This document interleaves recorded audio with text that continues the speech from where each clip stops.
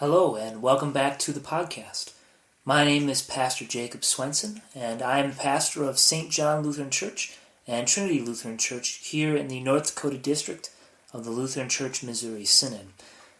We are continuing today in Martin Luther's Large Catechism, and we are going to finish the seventh commandment and move on to the eighth commandment. We've been in the seventh commandment for a couple days now. To refresh your mind, the seventh commandment is that you shall not steal. And like he's done with the other commandments, Luther has kind of turned this commandment on our heads when he demonstrates that it's not just about physically stealing money, but he includes in it all of the things that we do, particularly in our jobs, to waste money. Because he says, the outward thieves we can catch and we can hang, but if we were to gather up all the thieves in the entire world, there would not be enough gallows because we are all thieves, because we all are lazy at our jobs. Now that's kind of harsh. But that's what Luther says is the true meaning, is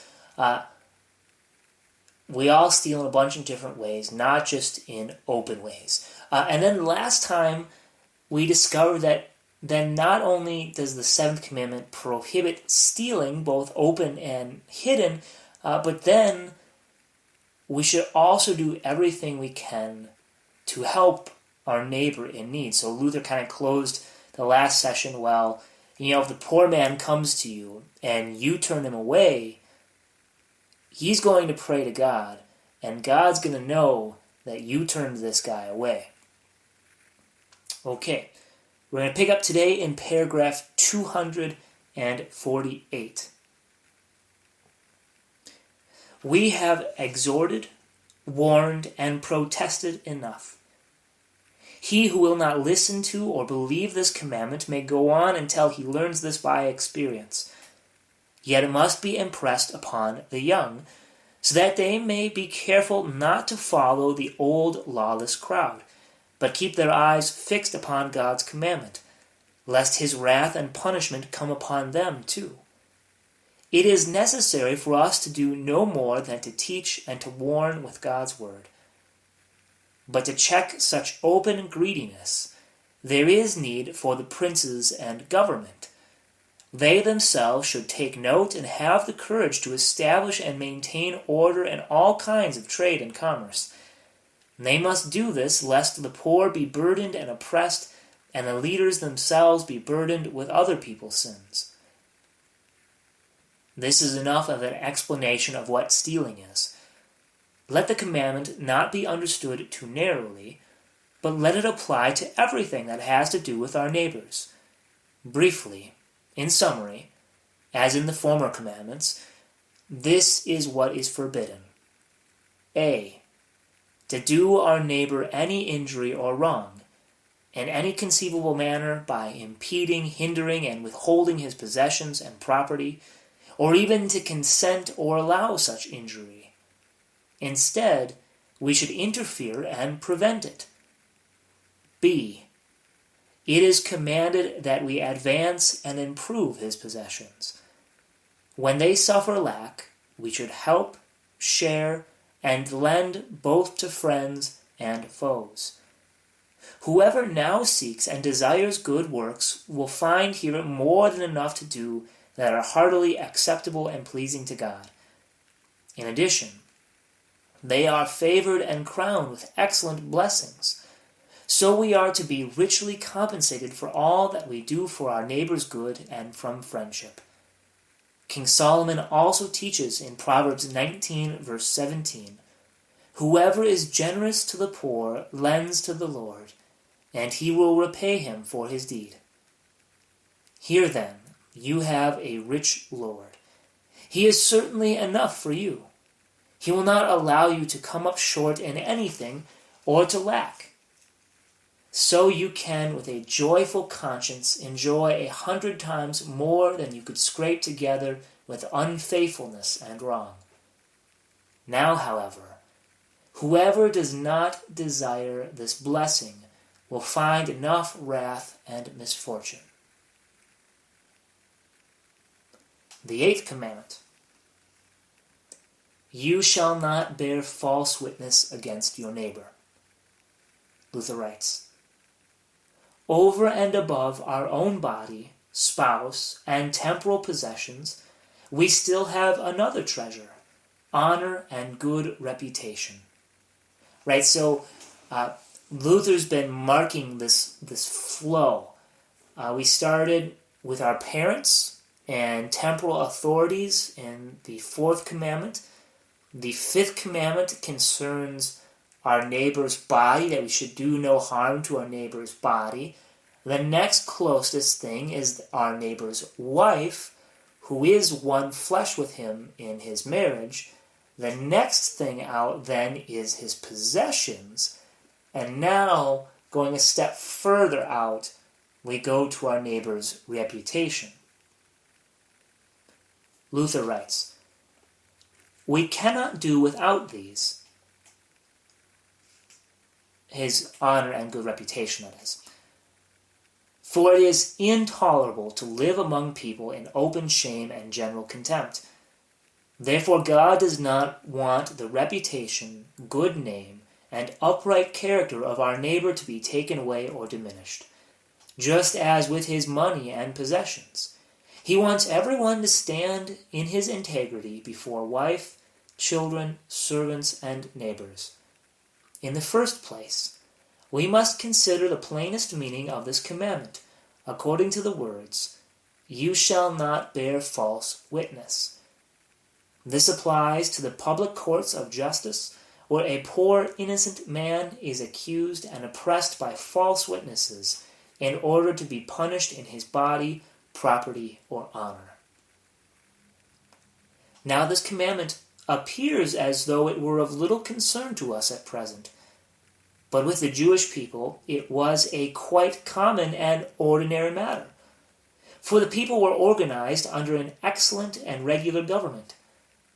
Where there is still such a government, instances of this sin will not be lacking. The cause of it is that where judges, mayors, princes, and others in authority sit in judgment, things never fail to go according to the way of the world. In other words, people do not like to offend anybody. They flatter and speak to gain favor, money, prospects, or friendship. As a result, a poor man and his cause must be oppressed, denounced as wrong, and suffer punishment. It is a common disaster in the world that in courts of justice, godly men seldom preside. Right? So, in other words, people are a bunch of liars, Luther says, that everybody wants to look good. And if you have wealthy friends, you want them to look good, and you want them to make you look good. And often what gets caught up into this whole thing is the cause of the poor man, of the widow, of the fatherless, right? This is the parable of the persistent widow and the unjust judge, that that she's getting trounced on. And, of course, the parable goes that the woman keeps coming back to the judge. And the parable isn't about this, but the judge, ends up saying, well, I neither fear God nor man, but because this lady's bothered me, then that's why I'll give her justice. But Luther says, our courts, anywhere in the world where there's a court system, where there's a mayor or a king or a judge that sits in ruling, everybody's a bunch of liars. How's that for the good news? Belay that last comment. Paragraph 259. To be a judge requires above all things a godly man, and not only a godly man, but also a wise, modest, indeed a brave and bold man. And perhaps we see that now at the current moment. This is 2016. I don't know how long these are going to be up, so maybe somebody's going to be listening to this in the future. But in 2016, there are some occasions of judges being deposed for their Christian faith. In particular, there's a judge I think Neely is her name, in Wyoming, that is currently being beleaguered in the legal system because she was asked by a reporter, and this is my understanding, she was asked by a reporter what she believes about marriage, and, well, she happens to be a Missouri Synod Lutheran, and so she answered what the scriptures say, and now she's being put on trial and potentially will be disbarred because they're saying that her Christian faith precludes her from an unbiased legal judgment. So anyway, that was a little walk through the woods. But Luther says, not only do we need godly men to be a judge, but also perhaps a brave and bold man.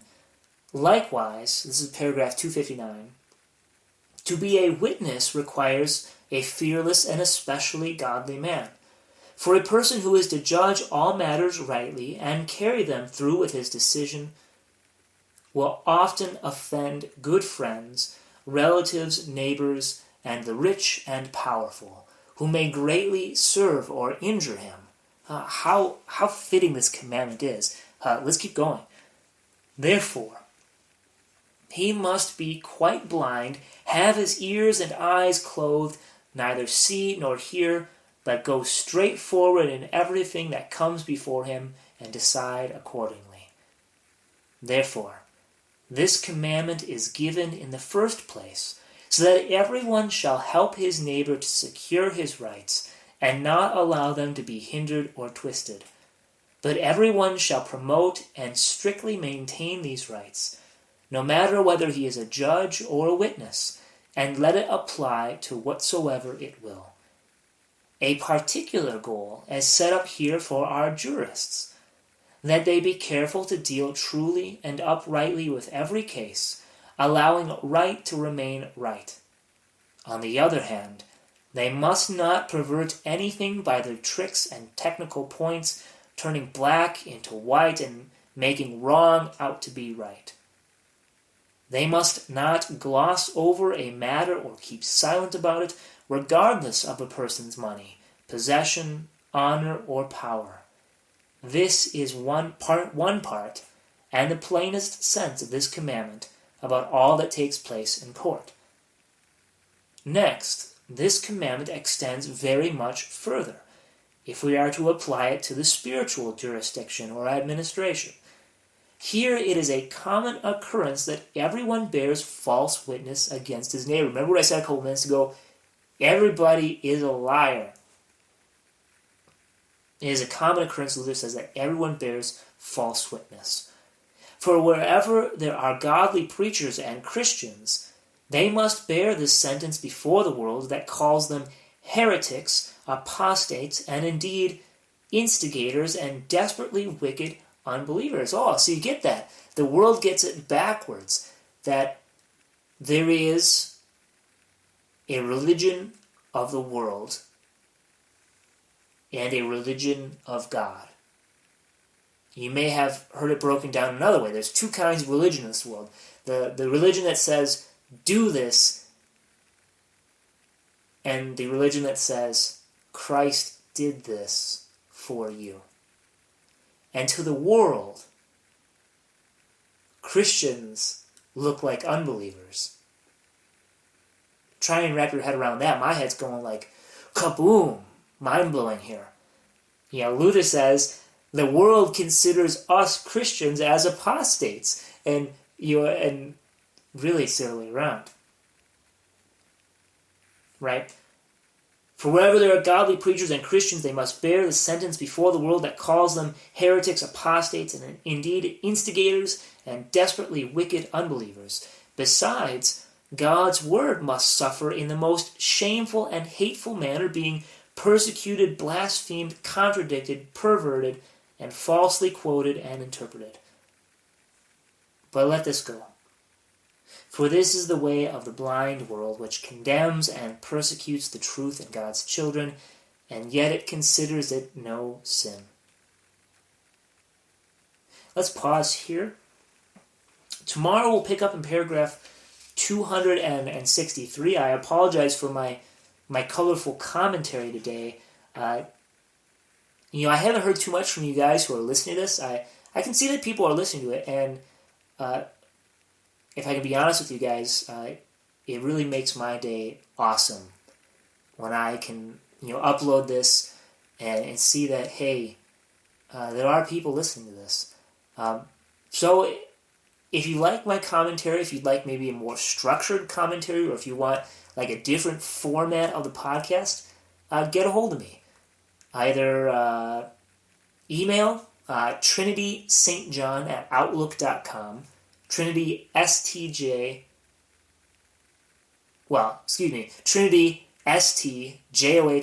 @outlook.com. Go to trinitystjohn.com and you can find our Facebook, our bulletins, our newsletters, all this kind of stuff. And drop me a line. I'd love to hear from you. Tomorrow we'll pick up and finish maybe we won't finish, but we'll continue with the eighth commandment. I'll see you then.